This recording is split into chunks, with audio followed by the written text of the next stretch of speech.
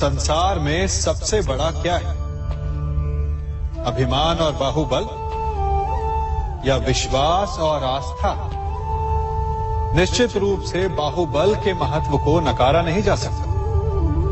मनुष्य अपने बाहुबल से पर्वत को मैदान बना सकता है, सागर सुखा सकता है, मरुस्थल में नदियां बहा सकता है, परंतु बाहुबल को सहारा होता है विश्वास का। यदि मन में विश्वास ना हो तो बाहुबल किसी काम का नहीं। वो कौन सा बल है कि मोर आकाश की ओर ताकते हैं? वो विश्वास ही तो है जिसके कारण वर्षा होती है और दोनों की प्यास बुझती है।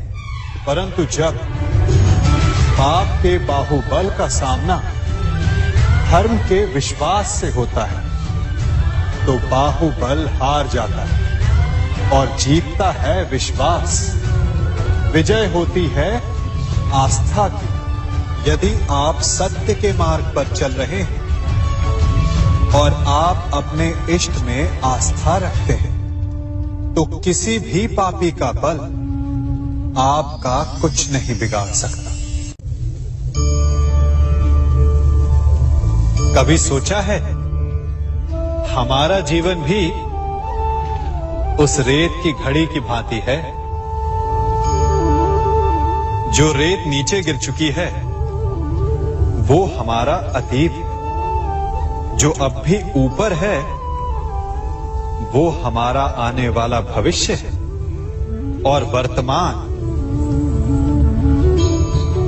ये संकुचित स्थल है जहां से धीरे धीरे करके रेत गिर रही है। अर्थात हमारे पास जीने के लिए यही एक क्षण है। उसका उपयोग कैसे करना है ये हम पर निर्भर करता है। जो बीत गया उसका दुख मनाना है या जो भविष्य में होने वाला है उसकी प्रतीक्षा में क्रोध करना है। सब कुछ करने के लिए यही एक क्षण है। प्रसन्न रहना है तो उसके लिए भी यही एक पल है। प्रतीक्षा करते रहोगे तो ये पल भी भूतकाल में बदल जाएगा।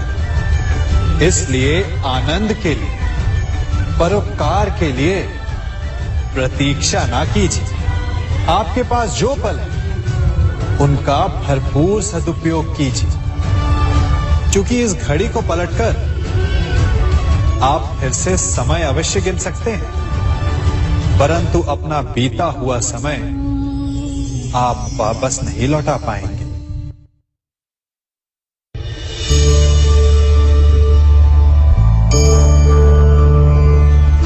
मनुष्य के जीवन में संतान का बहुत महत्व है।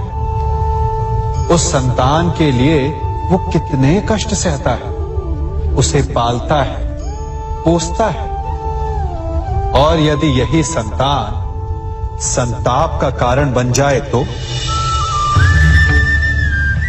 क्या ये उसका दोष है? अधिकतर ये दोष हमारे लालन पालन का होता है। बचपन में बालक के हठ को मानकर हमें आनंद की अनुभूति अवश्य होती है, परंतु धीरे धीरे अपने बालक के हठ को मानकर उसके हठ के दास हो जाते हैं। एक हठी उद्दंड और असंस्कारी संतान उस सूखे वृक्ष के समान होती है कि यदि जिसमें आग लग जाए तो वो सारे वन को भस्म कर डाले। और स्मरण रहे, जब उसमें अग्नि लगती है तो सबसे पहले वो स्वयं के घर को ही भस्म करती है। इसलिए जब आवश्यकता हो तो अपनी संतान के हठ का विरोध करें, उसे रोके, क्योंकि यदि समय रहते ऐसा ना किया गया तो भविष्य में इस समस्या के परिणाम गंभीर हो सकते हैं। प्रतिज्ञा, वचन, ये सब मनुष्य ने समाज को सही दिशा में रखने के लिए बनाए हैं। वो मनुष्य ही क्या जिसके जीवन में नियम ना हो, जिनका वो पालन ना करे। परंतु समय के साथ चलने के लिए नियमों को बदलना भी आवश्यक होता है, क्योंकि ये आज का समय ही तो है जो बीत जाने के पश्चात इतिहास बन जाएगा। यदि आवश्यकता पड़ने पर नियम और प्रतिज्ञा भंग ना की जाए, समय की मांग के अनुरूप अपनी प्रतिक्रिया ना बदली जाए, तो इतिहास हमें कभी क्षमा नहीं करेगा। आवश्यकता पड़ने पर आपकी तोड़ी हुई एक प्रतिज्ञा, एक बंधन कभी कभी पूरे मानव इतिहास को बड़े विनाश से बचा सकता है। इसलिए नियम, प्रतिज्ञा, वचन कुछ नहीं, कुछ है तो केवल समय, जिसके अनुरूप चलने वाला ही सफल हो सकता है। इस बांसुरी को देख रहे हैं आप? इसकी मधुर धुन सुनकर हर कोई मुग्ध हो जाता है, परंतु इसकी उस पीड़ा को कोई नहीं समझ सकता जो इसने बांस से बांसुरी बनने में पाई है। पीड़ा सहकर ही इसमें से सुर निकलते हैं जो मन को शांति देते हैं। इसी प्रकार पत्थर से प्रतिमा को देव रूप बनने में छेनी और हथौड़ी की मार सहनी पड़ती है, तभी उसकी पूजा होती है। बात यह है कि निर्माण के लिए स्वयं के टूटने का विज्ञान बहुत ही आवश्यक है। जब टूटकर चूर हो जाओगे, तभी नया अस्तित्व पाओगे। अर्थात शक्ति पाने से पूर्व पीड़ा का भोग करना आवश्यक है। यदि पीड़ा से भागोगे तो शक्ति नहीं पाओगे। अभी आप पर निर्भर करता है कि आपको बांस बनकर रहना है या बांसुरी, पत्थर बनकर रहना है या प्रतिमा के रूप में सजना है। ये निर्णय आपका है। पिता होना बड़े आनंद का विषय है, और जितना बड़ा आनंद है उससे भी अधिक बड़ा उसका उत्तरदायित्व भी। आप में से भी कुछ पिता होंगे, कुछ संतान, और मुझे पूर्ण विश्वास है कि आप लोग भी अपना उत्तरदायित्व अवश्य पूर्ण करते होंगे। हर पिता अपनी संतान के सुख के लिए, उसके उज्जवल भविष्य के लिए रात दिन परिश्रम करता है, धन इकट्ठा करता है, सुविधाएं एकत्रित करता है। आप भी करते होंगे।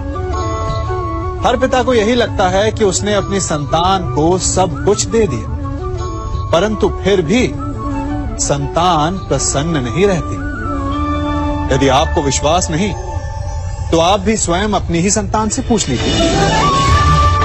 उनको अवश्य कहीं ना कहीं कोई कमी अनुभव होती होगी, और इसका केवल एक ही कारण है, और वो है पिता की भूल।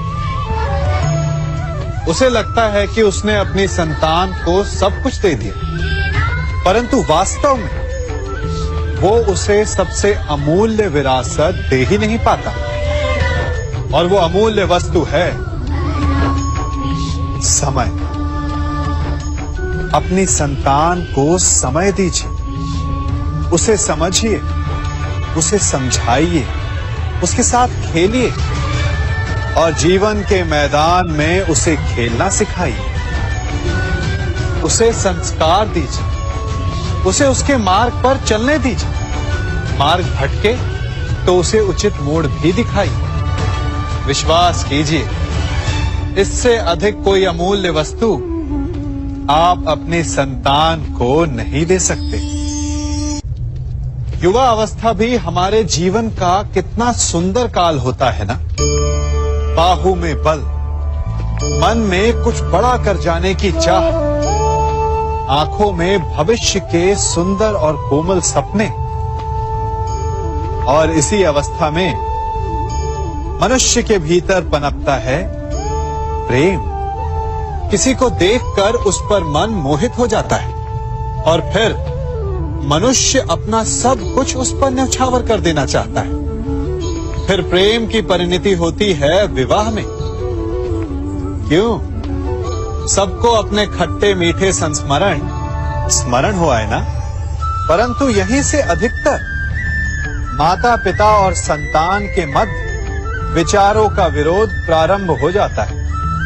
संतान को लगता है कि उसका चुना जीवन साथी ही उसके लिए उपयुक्त है, और माता पिता को लगता है कि संतान अनजाने में भूल कर रही है। संतान का तर्क होता है कि उसे विवाह किससे करना है, ये उसका अधिकार है, और माता पिता का तर्क ये होता है कि अब भी जीवन साथी चुनने की समझ संतान में है ही नहीं। तो इस अवरोध को काटा कैसे जाए, उचित निर्णय कैसे लिया जाए? इसका एक ही मार्ग है, अपने उत्तरदायित्व का भान और अपनों से बड़ों के मापदंडों का भान।